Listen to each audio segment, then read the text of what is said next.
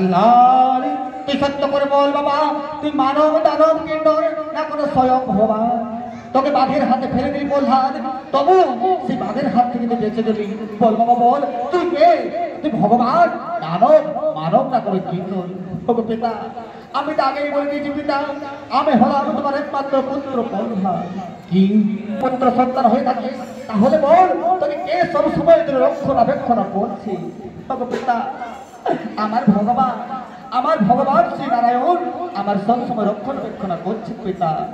ওরে প্রহ্লাদ, সেই ভগবান স্বয়ং নারায়ণ যদি করে রক্ষণাবেক্ষণ করে তাহলে বলতে পারি তোর ভগবান কোথায় কোথায় আছে? পিতা নিশ্চয় বলবো পিতা, আমার ভগবান স্বর্গমর্ত পাতাল ত্রিভুবন পাহাড়ে নদীতে নালাতে এমনকি আমার শরীরের মধ্যে বর্তমান রয়েছে আমার স্বয়ং প্রভু নারায়ণ। এই সব জায়গায় রয়েছে তোর ভগবান। তাহলে ওই যে ওই বটবৃক্ষ দেখা যাচ্ছে, সেই বটবৃক্ষের মধ্যে রয়েছে কি তোর ভগবান? হ্যাঁ পিতা, সেই বটবৃক্ষের মধ্যে রয়েছে আমার ভগবান। যাও না পিতা, দেখবে কি আমার ভগবানের অপূর্ব রূপ আর অপার মহিমা।